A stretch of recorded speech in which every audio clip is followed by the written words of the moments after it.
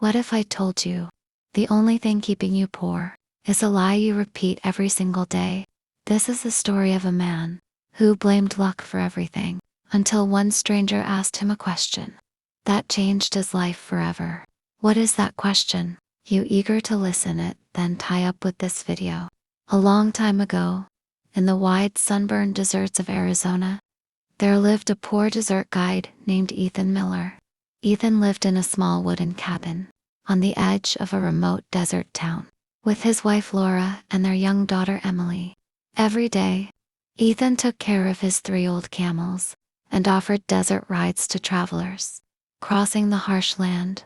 But no matter how hard he worked, he barely earned enough to feed his family. His camels were thin and slow, while other guides in the town owned strong, healthy animals that attracted wealthy tourists and adventure companies. Often, Ethan would sit beside the old water tank and complain to his friend, Jake, the town's water supplier. "I'm just unlucky, Jake," Ethan would say with frustration in his voice. "Some people are born lucky. Others like me are born to struggle. No matter what I do, I stay poor." Jake listened quietly, but deep inside, he never agreed. One burning summer afternoon, when hot winds pushed sand through the empty streets, a mysterious old traveler arrived in town. His name was Mr. Carter. He wore simple clothes, carried a walking stick, and had only a small travel bag. The town mayor welcomed him and offered food and water. That night, the entire town gathered around a campfire to hear stories from his travels across distant lands.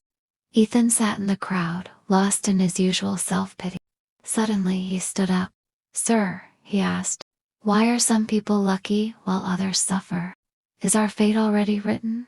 Can we ever change our destiny?" The old man smiled calmly. "My friend," Carter said, "luck is the favorite excuse of people who don't want to change their actions." The crowd fell silent. "Destiny isn't written in the stars. You create it with your choices." Ethan shook his head. "But I work hard every day, from sunrise to sunset. Still, I remain poor. This must be my fate." Carter stepped closer. "Tell me," he asked gently, "do you truly know how to care for desert animals properly?" "Yes," Ethan replied. "I do it the way my father taught me." Carter nodded. "But, have you ever learned new methods? Have you visited successful guides? Have you improved your service, your tours, your experience?" Ethan said nothing. "Have you tried sunrise desert trips, night camps, story tours, photography rides?" Silence. Carter continued. "You blame luck, yet you repeat the same routine every single day and expect a different result." These words struck Ethan like lightning. "That isn't bad luck," Carter said. "That is choosing to stay where you are." Ethan swallowed hard. "Then, what should I do?" he asked, hope trembling in his voice. "That decision," Carter replied, "can only be made by you." That night, Ethan couldn't sleep. The old man's words echoed endlessly in his mind. For the first time, he realized something painful. He had been hiding behind the word luck. The next morning, Ethan woke up with fire in his chest. He decided to change his destiny with his own hands. First, he traveled to a nearby desert town where the best animal trainers lived. There, he met an experienced guide named Robert Hayes. For days, Ethan learned about proper nutrition, mineral feeding, rest, timing, hydration techniques, and training methods. He discovered that his camels weren't weak. He had simply been caring for them the wrong way. Next, Ethan visited popular tourist zones. He watched successful guides decorate their animals, offer premium experiences, sunset photography tours, night desert camps, and storytelling journeys. Some guides earned 10 times more, not because of luck, but because of creativity. Ethan returned home and began changing everything. He improved his camel's diet, took them to better grazing areas, allowed proper rests during peak heat. Laura stitched beautiful saddle covers.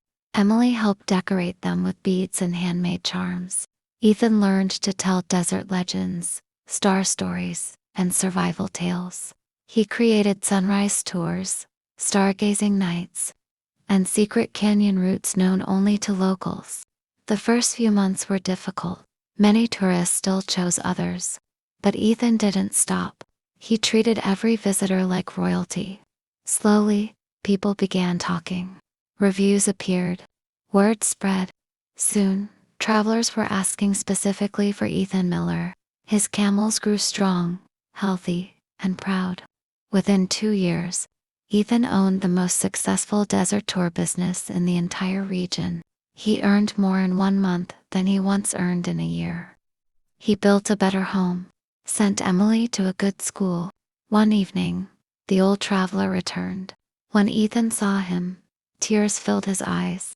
"Thank you," Ethan said. "You brought me good luck." The old man smiled and lifted him up. "No, my son," he said softly. "I brought you nothing. You already had the power. You just stopped blaming luck and started taking action." From that day on, Ethan never blamed luck again. And he taught his daughter one simple truth. Your hands create your destiny, not the stars. Stop waiting for luck. Go out and build your future with learning, courage, and action. Because destiny is not found. It is created.